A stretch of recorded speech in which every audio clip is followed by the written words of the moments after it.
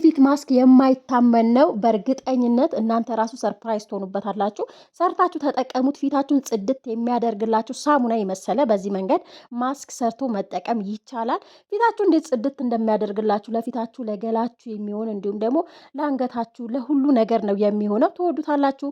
ቀለል ባለ መንገድ ነው የሚሰራው። ሰላም ቤተሰብ እንዴት ናችሁ? ሰላም ናችሁ? እኔ በጣም ደህና ነኝ፣ እግዚአብሔር ይመስገን። እናንተም በያላችሁበት ሰላማችሁ ብዙ ትርፍ ይበልልኝ። ዛሬ በአዲስ ቪዲዮ መጥቻለሁ። እንግዲህ የሁለት ቀን ጠፍቻለሁ ግን ደግሞ አልተመቸኝም ነበር ከልጆች ጋር። ለማንኛውም በመጀመሪያ የምጠቀመው እዚህ ጋር ቱሜሪክ ወይም ደግሞ እርድ እጠቀማለሁ። እኔ የምጠቀማቸው 3 ግብአት እጠቀማለሁ። ከነዛ ግብአት 2ቱ ካላችሁ ወይም ደግሞ አንዱ ካላችሁ በዛ መጠቀም ትችላላችሁ። እርድ የፊት እርድ ነው የተጠቀምኩት። ያው የሁልጊዜም ጥያቄያችሁ የሚሆነው እርድ የምግብ እርድ ይቻላል ወይ ነው የምትሉትና የምግብ እርድ ባትጠቀሙ ባይነኝ፣ ምክንያቱም ብዙ ቅመሞች ስለሚገባበት። ከዛ በኋላ እዚህ ጋር የተጠቀምኩት የሩዝ ዱቄት ተጠቅሜያለሁ። እናንተ ሩዝን ቀቅላችሁ መጠቀም ትችላላችሁ፣ የሩዝ ዱቄት ከሌላችሁ ማለት ነው። ወይም ደግሞ ኒሻ መጠቀም ትችላላችሁ። ኒሻ ወይም ደግሞ የበቆሎ ዱቄት ማለት ነው። ያ ብዙዎቻችሁ ኒሻ ምንድነው ስለምትሉ ማለት ነው። እና እሱ መጠቀም ትችላላችሁ። ከዛ በኋላ ሁለቱን አንድ ላይ አዋህጀዋለሁ።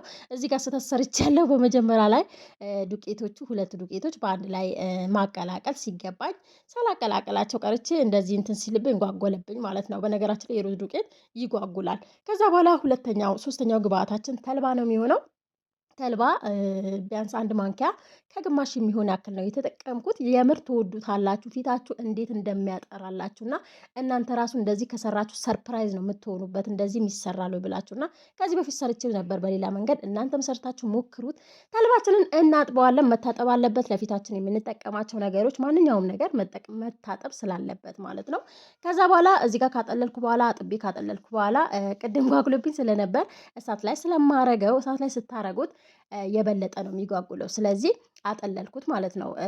ከዛ በኋላ አጥልዬ የሚበቃኝን አክል 1 ብርጭቆ ውሃ ነው የጨመርኩበት። እናንተ በዛ አርጋችሁ ከሆነ 2ም 3ም መጨመር ትችላላችሁ። እዚህ ጋር እንደነገርኳችሁ የሩዝ ዱቄቱ ካላገኛችሁ ከተልባው ጋር አንድ ላይ መስራት ትችላላችሁ፣ መቀቀል ትችላላችሁ እንትኑ ማለት ነው ፍሬውንና ከዛ በኋላ እዚህ ጋር ለአንድ 5 ደቂቃ የሚሆን ስቶፍ ላይ እናደርገዋለን በደንብ እንዲዋሃድልን ማለት ነው።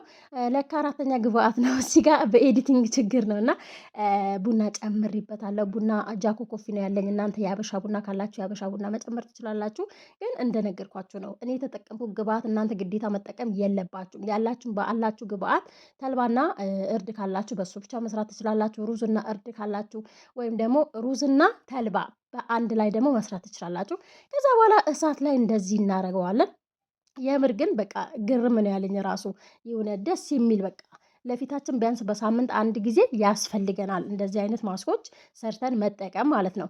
ከዛ በኋላ እንግዲህ ቢያንስ እንደነገርኳችሁ ለ5 ደቂቃ ያክል ነው፣ እንዳይጓጉልባችሁ እዚህ ጋር መጓጎል የለበትም። ግን ወዲያውኑ ነው እንትን የሚለውና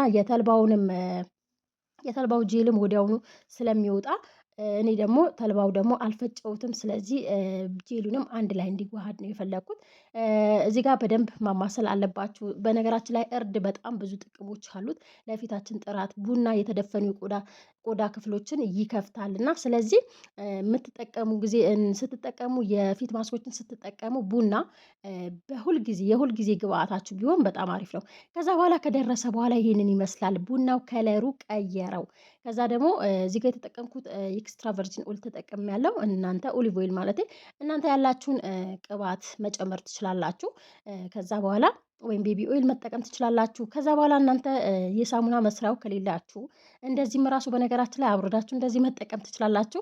ግን በፍሪሽ ሲሆን ደግሞ አንዳንዴ ፊታችን በረዶ ሲነካን በጣም ነው ደስ የሚለውና ከዛ በሳሙና መስሪያዬን እንደዚህ ለአራት ቦታ ከፍዬ ጨምሬዋለሁኝ። በነገራችን ላይ አንዱ በአንድ ቀን ራሱ አትጨርሱትም። እንደዚህ ትንሽ ሙካባ ወይም ደግሞ ምንድነው በረዶ የሚሰሩበት አለ አይደለ? እሱ ካላችሁ በሱ ሰርታችሁ ፍሪጅ ውስጥ ካስቀመጣችሁ በቃ በቀን 1 ጊዜ ፊታችሁን መሳጅ የምታረጉበት ፊታችሁ ራሱ እንዴት ብርት እንደሚል ጽድት ነው የሚያደርግላችሁ።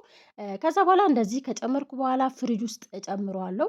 ፍሪጅ ውስጥ ስትጨምሩት ነው ያው ልክ መጀመሪያ እንዳያችሁት የሚሆንላችሁ ማለት ነው። ፍሪጅ ውስጥ ለ24 ሰዓት ጨምሬዋለሁ እኔ